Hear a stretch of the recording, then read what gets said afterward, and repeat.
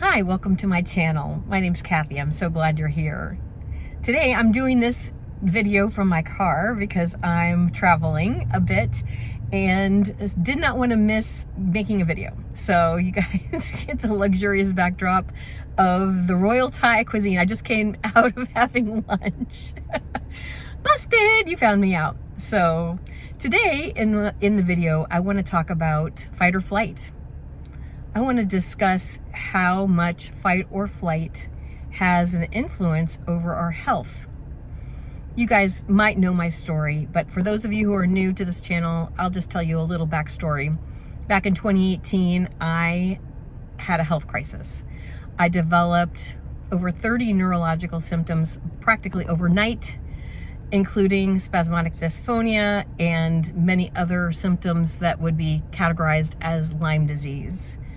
So I had to do a deep dive into the root cause of my symptoms after the doctors had no answers for me. So of course I used nutrition and I used nervous system regulation. And most importantly, I learned to rewire my brain and learned new ways of thinking that would help me get out of the habitual fight or flight that I had lived my life in up to that point. Historically speaking, I was constantly in fight or flight basically from my childhood. And I realize now how much that whole situation played into me ultimately developing such critical symptoms eventually. And when you have spasmodic dysphonia, literally you are stuck in fight or flight, unable to talk or scream. That is the ultimate proof that you're living in fight or flight. So we just have to find a way out of it. So I want to just enlighten you and possibly give you a couple of different ways to think about things so that if you are in fight or flight too, you can learn to find your way out of that as well so that you can find the healing that you're looking for. Staying in fight or flight has so many downsides to doing that. So when we're in fight or flight, all of our resources in our body are diverted to escaping from the saber-toothed tiger. We are in a life or death situation. And when you're in that situation, the body's trying to make decisions. Okay, the most important thing right now is to run away from the tiger, right? We don't need to digest the food. We don't need to repair the cells. We don't care about the immune system long term. We don't care about accessing all parts of the brain. All of these things suffer. We're breathing shallowly, so we're not even oxygenated properly. There's many side effects from being in fight or flight.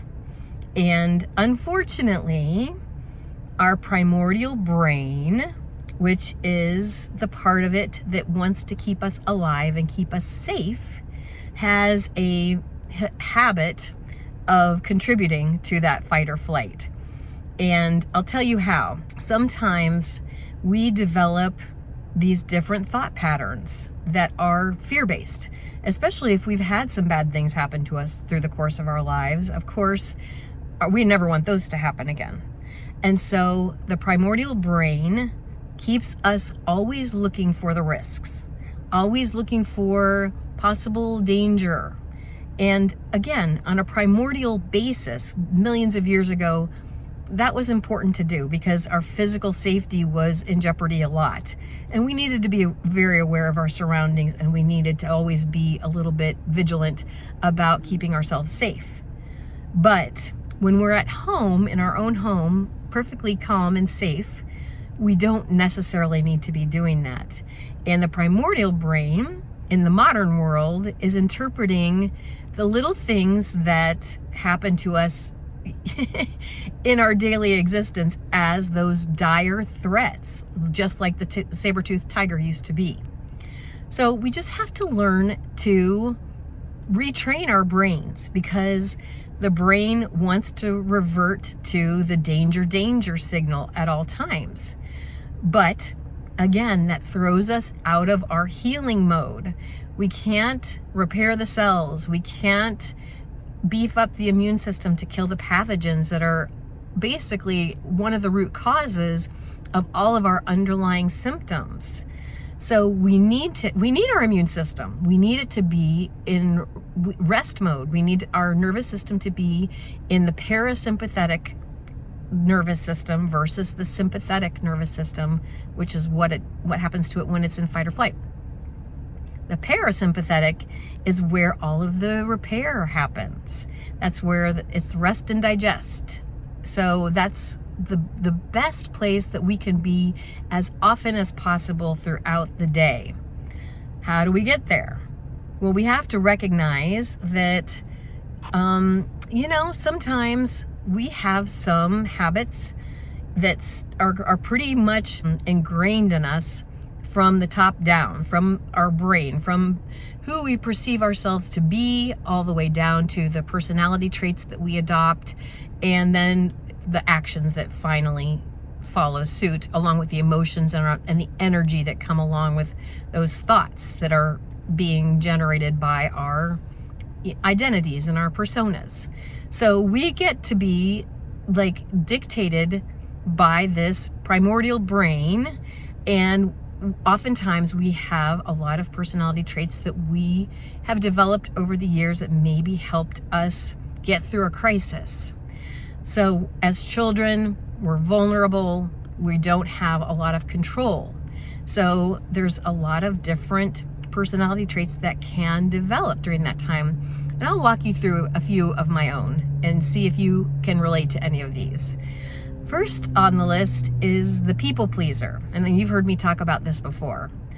This is something that came into being for a good reason when we were kids, because we were trying to get along and not make waves, especially in a family that was kind of volatile. If our parents couldn't control their emotions and were prone to outbursts, we learned to not poke the bear and to try and get along and not make waves as much as possible. The problem is the people pleaser keeps us in fight or flight.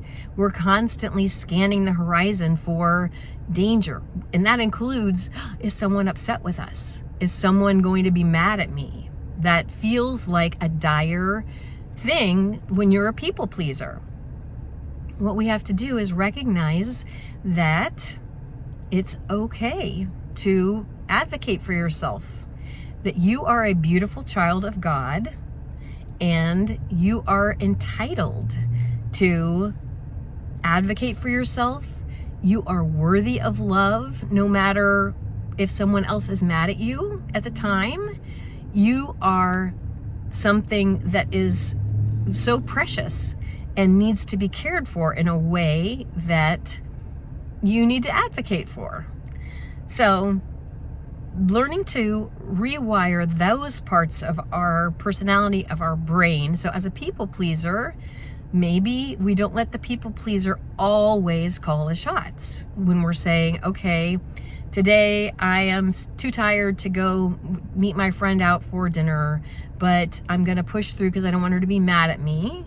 Instead, maybe we can say, I can't bring the best part of me to dinner tonight because I'm too tired. Maybe we could do it a different night, and start advocating for yourself. That's just an example of how you can make a slight shift. So that's just one of the personality traits.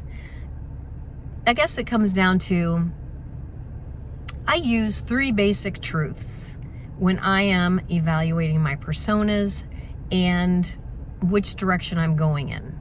Because if it's aligned with these 3 basic truths, I know I'm on the right track. And if it is not, I know I might have some work to do.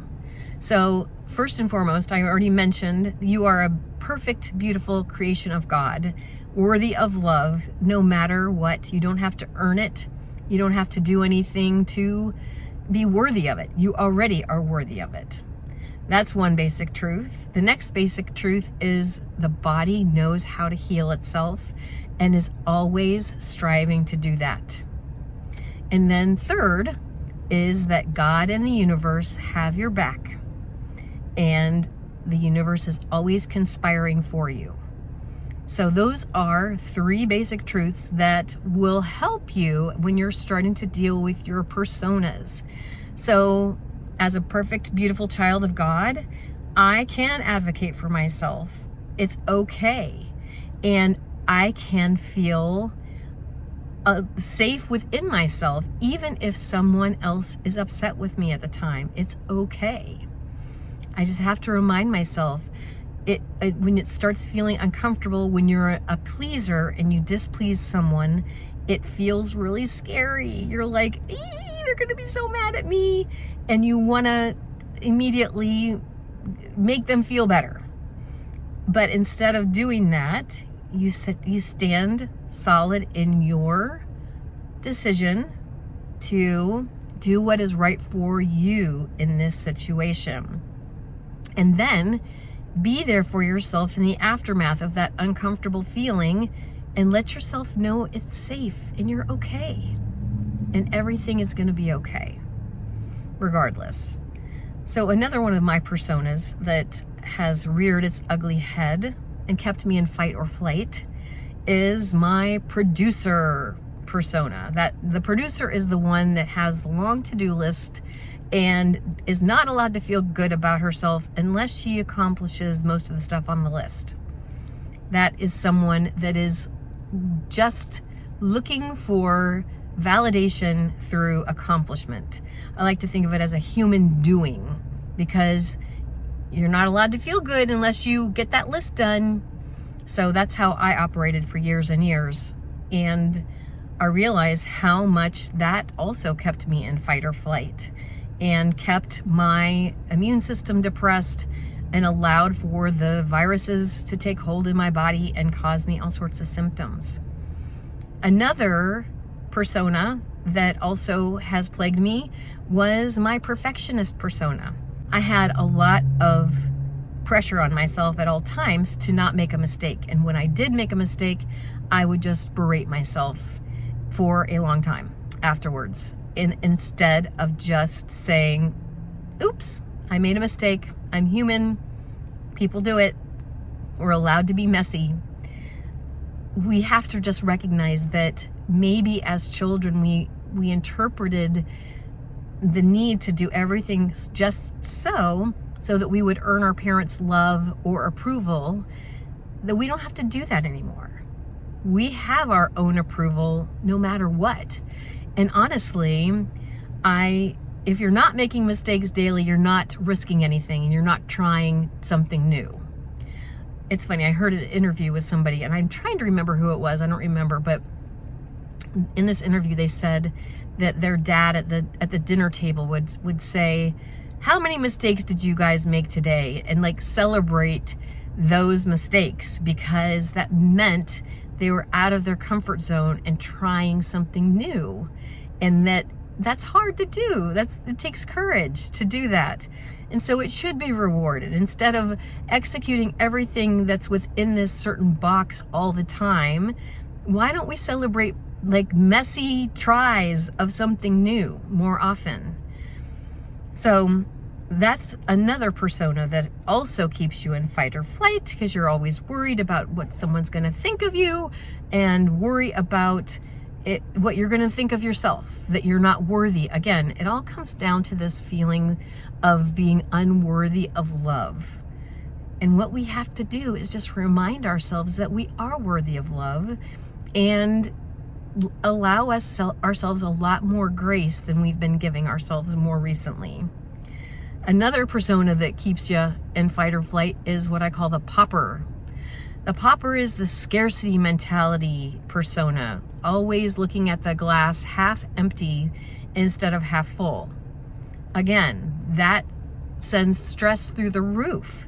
When you're constantly worrying about money and feeling like today is your last dollar and that you're never going to make any more, it puts you in this state of fear. And then you also can tie it into the perfectionist, and then, oh my God forbid you accidentally waste money and spend money on something that doesn't turn out to be a good investment.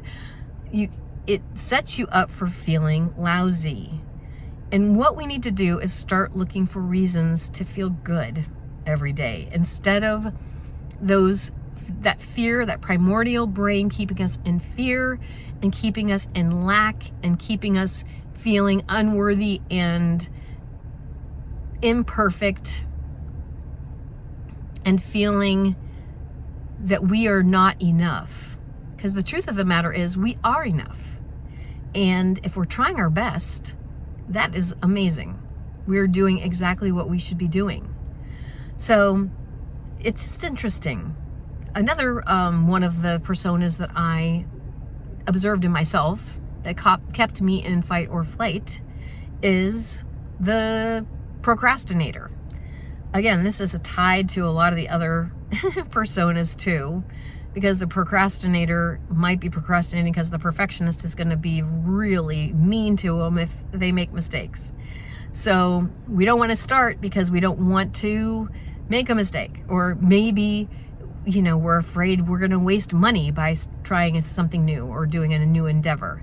The producer might not want to get off the treadmill and, you know, try something new because there's too many tried and true things on the to-do list right now, and we can't afford to risk not getting those done for something that might not pan out the way we hope it will. And in addition, what I used to embody was the party girl. I would use alcohol as a way to, especially when my health started to decline, I used it as a coping mechanism to help me feel more comfortable in social situations, as I couldn't speak as well, and as I was starting to have issues with my chronic fatigue and all of that stuff. Alcohol would help me mask those symptoms. But again, that party girl is horrible because you are introducing substances that are really not in your best interest in order to achieve the party girl status. You're people pleasing because you want to hang out with your party friends, and, you know, even if you're doing junk food, because junk food can be even part of the whole party girl, you know, persona and the experience. All the holidays, all the gatherings, social events always revolve around food that's not particularly healthy for us, right? So all of these personas are slaves to the primordial brain. And so we have to just learn to understand that so that we can start undoing it and start rewiring our brain for feeling well. I like to think of my persona that is in charge most of the time now as my healing warrior. That healing warrior is guarding my ability to heal. That healing warrior is making sure that I have plenty of nutritious food for my cells to rebuild, and also to detox out the viruses and the heavy metals. That healing warrior keeps an eye on my adrenal glands and notices when I'm starting to feel tired and needing some rest and some extra self-care. That healing warrior is there for me when I'm in that uncomfortable feeling of change, when it doesn't feel normal to me yet. As I'm making these changes, the healing warrior is the one there to safeguard me and make sure I know I'm not alone. So I hope you guys will adopt some of these ideas and start noticing what personas are coming up for you. I'm imagining that you have probably a lot of the same ones that I did, and you might have even more. So if you have some other ones, put them in the comments. I would love to see what other ones you guys have identified for yourself and what you have noticed that is not serving your healing, your goal of being on the healing path and getting rid of your symptoms. If you have spasmodic dysphonia, you want to reclaim your voice. If you have other neurological symptoms, you just want peace. You just don't want to have to deal with those debilitating symptoms every day. You want to reclaim a life where you felt vibrant and you felt well and great and just wanted to take on the world every day. And you can get back there. I am proof. It takes a minute, but you can do it. I'm amazed actually, because I've been feeling better and better. I've been doing a couple of cleanses lately. Once a month I have been dedicating myself to doing the simplified 369 medical medium cleanse. For the next, I'm hoping to do it every month for this year so that I can just see where my healing lands in the new year. That could be amazing. So I don't know. These are just ideas for you to think about for you too. If you haven't started your cleansing journey, just, take a little bit of a step forward and maybe add in some lemon water today, or tomorrow, and start the process of getting rid of those toxins. And the same thing goes for pruning out the toxins in the brain or the personas that aren't serving us. We need to move forward as new versions of ourselves if we're going to come out of this crisis. The same version of us that got into the crisis is probably not the version that's going to get us out. So we just have to be willing to think differently and get out of fight or flight. Because the thoughts that are generated from these personas that are so fearful and so not geared towards self-love at all are contributing to the adrenaline that's coursing through our bodies, damaging our immune system, damaging our organs, making our digestion faulty. All of it is related. So I hope this helps, and I look forward to seeing you guys again very, very soon. I want to tell you about an upcoming challenge that I'm going to be doing for the folks with spasmodic dysphonia.